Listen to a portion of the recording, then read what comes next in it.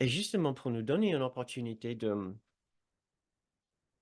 pratiquer tout de suite, euh, j'ai envie de vous offrir une méditation très simple, un exercice très simple, hein. Euh, Très simple dans le sens qu'il s'agit d'un objet que vous avez devant vous et nous allons nous entraîner tout de suite à essayer de voir un autre but, une autre perception de cet objet. Donc, si vous avez envie de faire un peu de pratique maintenant, ça sera avec le plus grand plaisir pour moi. Euh, et je vais vous demander, dans un premier temps, nous allons commencer les yeux ouverts. Vous êtes probablement devant un ordinateur. Vous êtes peut-être en train de, puisque vous êtes en train de regarder cette séance, ou peut-être vous êtes devant un téléphone. Donc, je vais parler comme si vous êtes devant un ordinateur, mais vous pouvez juste substituer téléphone si vous êtes devant un téléphone, devant un téléphone. Puisque dans la leçon, spécifiquement, il parle des objets le plus banals, comme table, chaise, je ne sais pas quoi d'autre maintenant. Euh, voilà, où est-ce qu'il parle de table, chaise, etc. Peu importe. Nous pouvons aussi bien utiliser un ordinateur que la table et la chaise. C'est intéressant puisque nous avons tous une expérience avec l'informatique maintenant, et c'est rare que notre expérience avec l'informatique soit absolument parfaitement bienveillante. Voilà. Nous avons tous eu nos propres difficultés avec la technologie. Donc, je vous invite, juste en regardant votre ordinateur, votre téléphone, à juste réfléchir à ce que vous ressentez en regardant l'objet. Qu'est-ce que vous ressentez en regardant l'objet? Qu'est-ce que vous pensez de cet objet? Qu'est-ce que vous pensez de votre ordinateur? Et juste laisser venir quelques petites perceptions, quelques petits souvenirs peut-être de différents moments que vous avez passés avec votre ordinateur. Parce que notre idée ici, c'est de nous servir de ce genre de leçon, de cette leçon, pour essayer de stimuler un changement de relation, d'attitude, d'état d'esprit, simplement en regardant votre ordinateur. Mais pour cela, nous devons déjà prendre conscience de ce que nous ressentons habituellement par rapport à cet objet tellement banal. Donc, cherchez un petit peu. Je vous invite à prendre cet exercice sérieusement. Comme Jésus a dit tout à l'heure, vous allez peut-être penser que cet exercice est un petit peu ridicule. Euh, euh, voilà, son but drôle ou bizarre, etc.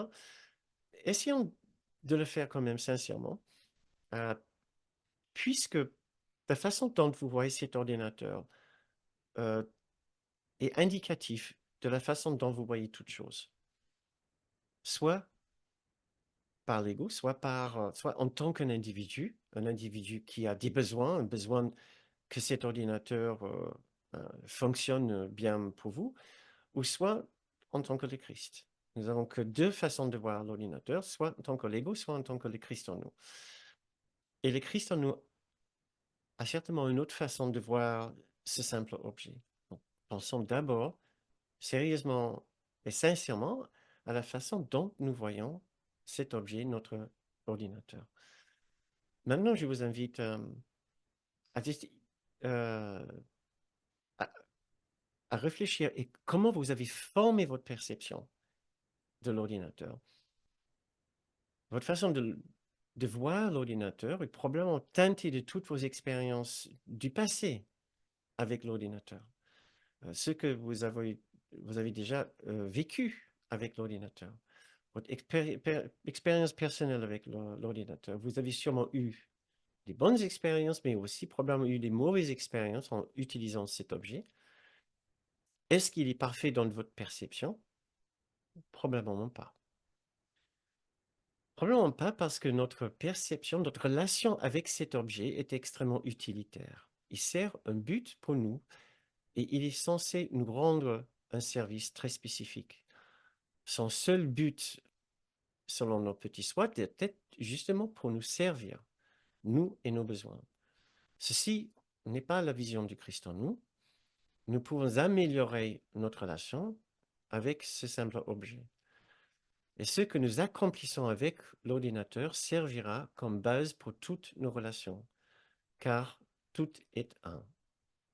Essayons donc maintenant à accéder à une autre partie de notre esprit où demeure la force et la paix de Dieu. Donc je vous invite à fermer les yeux maintenant et à continuer à voir l'image de votre ordinateur dans votre esprit. Donc fermons les yeux et voyons cet objet devant nous. Et essayons maintenant de, de contacter un nouveau ressenti par rapport à cet ordinateur, par rapport à cet objet.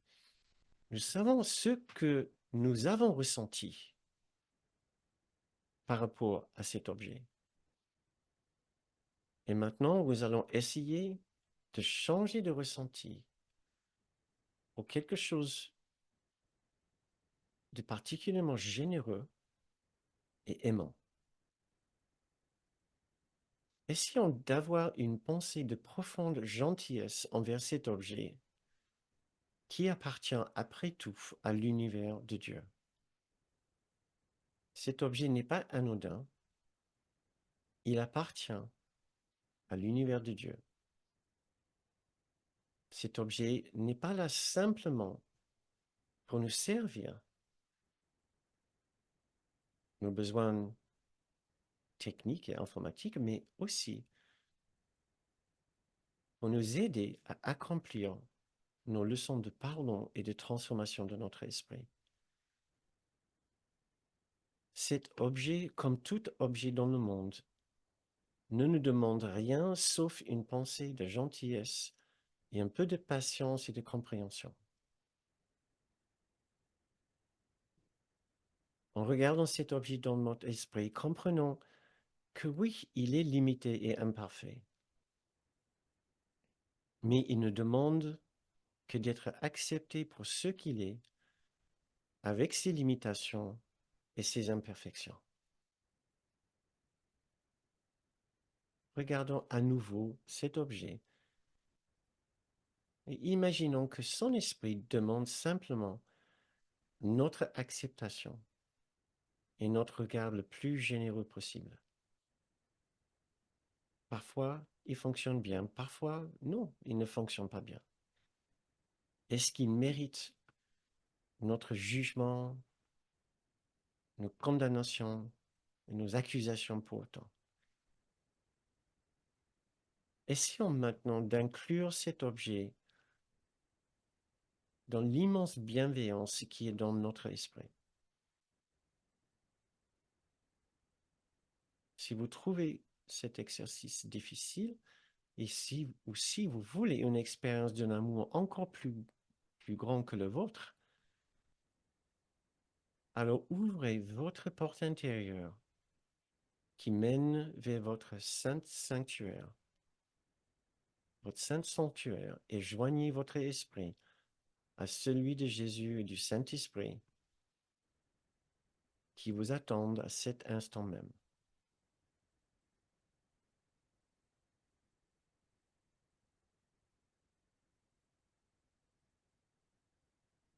Ne regardez pas cet objet tout seul, sans eux.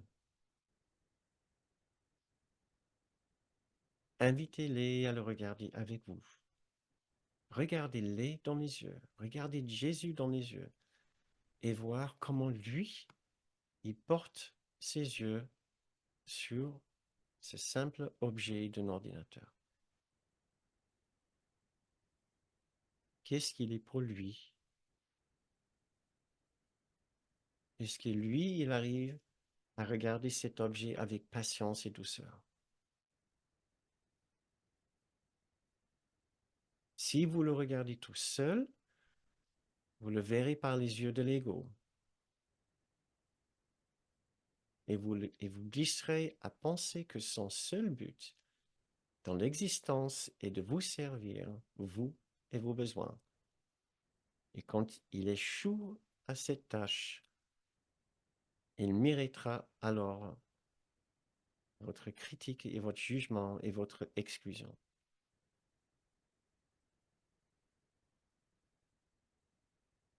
Tout est là. Tout est ici pour nous apprendre ces leçons de pardon, de gentillesse, de générosité et même, on pourrait dire, de fraternité. Lui, oui, il est possible de même ressentir de la fraternité avec ces objets, avec un simple objet comme notre ordinateur.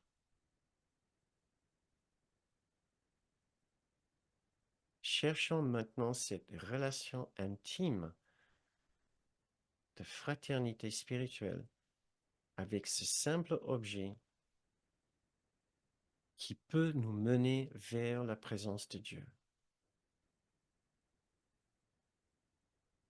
Puisque Dieu est dans tout ce que nous voyons.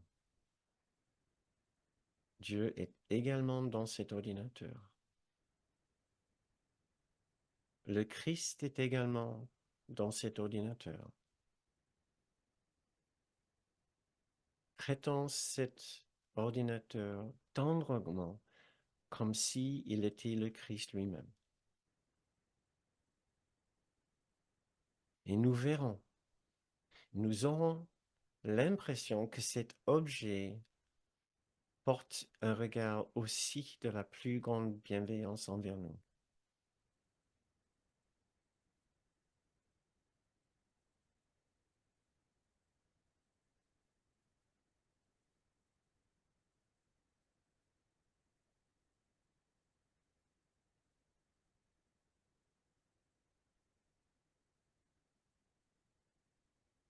Essayons maintenant de porter votre regard dans votre esprit vers d'autres objets dans votre pièce. Essayez d'imaginer que ces autres objets brillent avec la même sainteté, la même perfection que votre ordinateur. Faisons abstraction de leur utilité un instant. Ressentons leur simple présence dans l'univers de Dieu. Il est impossible d'être absent de la présence de Dieu. Il est impossible que quoi que ce soit absent de la présence de Dieu. Puisque Dieu est, et rien d'autre n'existe.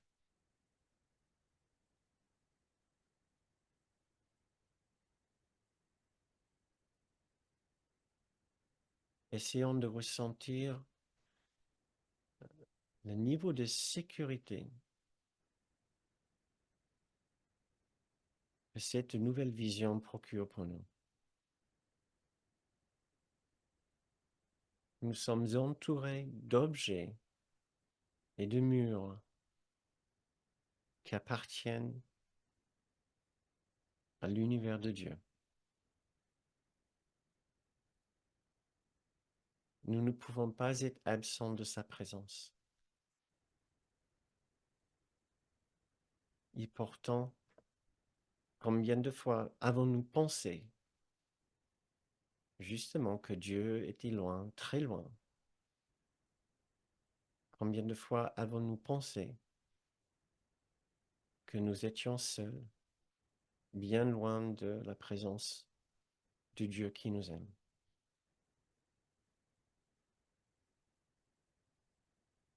Sachons maintenant que là où nous sommes, où que nous soyons, nous sommes déjà entourés par la présence de Dieu. Nous sommes déjà chez nous.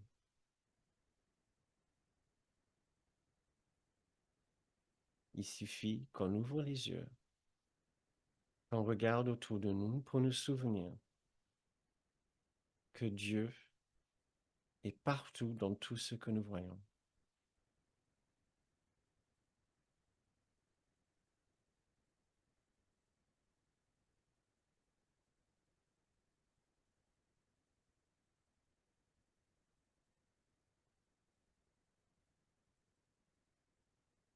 Et pour finir cette méditation et finir cette séance, voici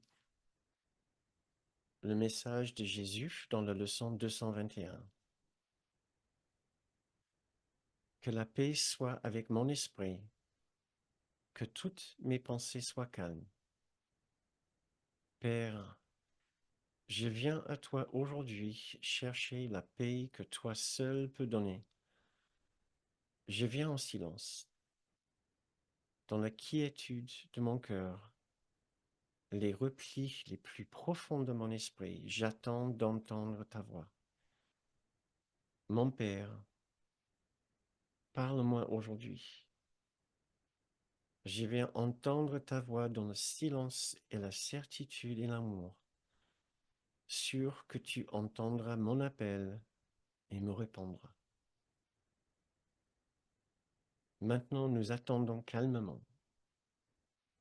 Dieu est ici parce que nous attendons ensemble. Je suis sûr qu'il te parlera et tu entendras. Accepte ma confiance car c'est la tienne. Nos esprits sont joints. Nous attendons avec une seule intention, d'entendre la réponse de notre Père à notre appel, de laisser nos pensées être calmes et trouver sa paix, de l'entendre nous parler de ce que nous sommes et se révéler lui-même à son Fils.